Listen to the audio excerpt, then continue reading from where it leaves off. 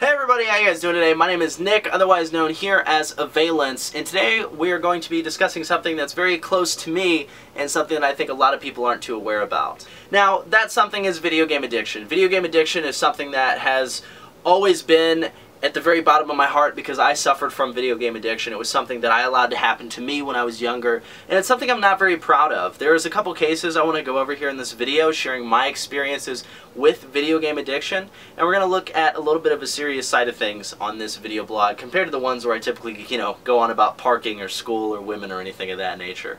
So, for those of you who may not know me personally, or this is the first time you're watching one of my videos, I want to go ahead and talk a little bit about myself to provide you guys with some context to my story with video game addiction. So, my name is Nick. I'm known online as Avialence for running this YouTube channel that you guys are watching right now, as well as doing Twitch live streams and writing for a couple different gaming websites as a bit of a freelancer, I suppose. I'm just going through college and trying to get a little bit of experience under my belt.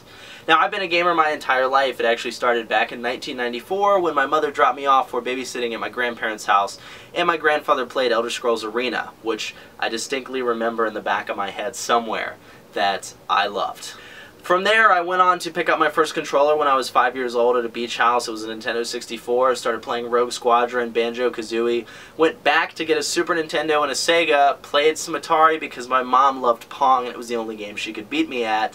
And from there, it kind of just took hold, and it's always been a huge part of me personally and my life. Me personally, I have a very addictive personality, especially when it comes to things I love, whether that be a relationship, video games, a book, anything of that nature. I want to get through it as fast as I can and develop myself into that entire reality. So video games have always been with me, especially because I moved around a lot as a kid. In my first 17 years onto this world, I actually moved 5 times to 4 different states. That was because of my dad's job. We were constantly moving around, and often these moves were in the middle of, a summer, or right when I was about to have a little bit of a social life with a lot of people. And when I was growing up, really in those young years before high school started, I was constantly made fun of because I played a lot of video games. And I had my 1 or 2 buddies that were big gamers as well, but being a gamer and being a nerd wasn't really cool back then. Now it is, and I think that's kind of a funny dynamic. That being said, though, video games were my escape. I would go home, play video games, and ignore everything that was going on in the world because it was my happy place, and I really appreciated the happy places that I was able to go to, whether they be the worlds of Mass Effect or the worlds of Dragon Age or the wonderful world of Azeroth, things of that nature, and they were really my home away from home. Now, during one of those moves, when I was actually moving from Tennessee up to Cleveland, Ohio, I fell prey to addiction, and that's one of the first cases I want to discuss with you today. My first run-in in addiction was with a game called World of Warcraft. It was a game that I played since it first came out, and I got very serious about in Burning Crusade when I first moved up to Ohio. Now, when I moved up to Ohio, I joined a raid guild, played a lot of different characters in World of Warcraft, and that's when I really started focusing on the game instead of focusing on the real world and developing social connections. I moved up at the very beginning of my summer. In the end of May, early June, I had an old computer and it ran WoW, and that's all I did. It was a very serious problem for me, As a kid who was 13, 14 at the time, I put on a lot of weight, around 40 pounds. I totally reversed my sleep schedule to the point where I was waking up at 6 p.m., playing WoW till 6 or 7 a.m., and falling back asleep throughout that summer. It was a really big issue, and it was something that I wasn't able to pull myself out of, and my parents weren't either. They were just trying to discipline me, and it wasn't working quite well. So I would never eat dinner, I would never hang out, I'd always be up in the middle of the night, and I would always go to sleep. I also had a very serious problem where I would want to buy more stuff for World of Warcraft or change my characters around a lot. And at the time I was young, I didn't have a credit card, so I would actually ask my parents for their credit card to, go buy food or put on a World of Warcraft account or whatever, and then I would charge multiple things to that credit card, racking up a lot of money in debt, and I didn't even think about it because I was so young and I was so focused on World of Warcraft and making my character pretty and making my character this certain race or faction changing, anything of that nature, and I spent a lot of money and time on that game.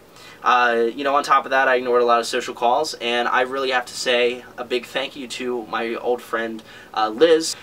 She pulled me out of it. My parents introduced me to her. She was down the street, and she invited me to start hanging out with her little social group, which pulled me out of the World of Warcraft addiction. But it was a very serious problem. I didn't look good. I didn't feel good. I actually have a stomach problem now because of my World of Warcraft habit, so I would constantly pump myself with caffeine. I used to drink 7 to 10 either cans or, you know, the 16-ounce bottles of Mountain Dew a day. I would not drink water. I would eat very unhealthily, and it was basically destroying my body. And now I actually have a messed up stomach lining because of this case of addiction. It was a very, very serious problem. And I'm happy I was finally able to get out of it, but it's just something that I always look back at and I'm a little disappointed at myself for, you know. I play World of Warcraft now, and I've played World of Warcraft since, but I always have this thing in the back of my head and at the bottom of my heart that I have to focus on not being addicted to this game. I cannot play this game for more than X amount of time within a certain day, and I cannot become re-addicted to any type of video game because that'll happen. And I know that'll happen, and I know that me personally I have the potential in me to let that happen, and I cannot let that happen again.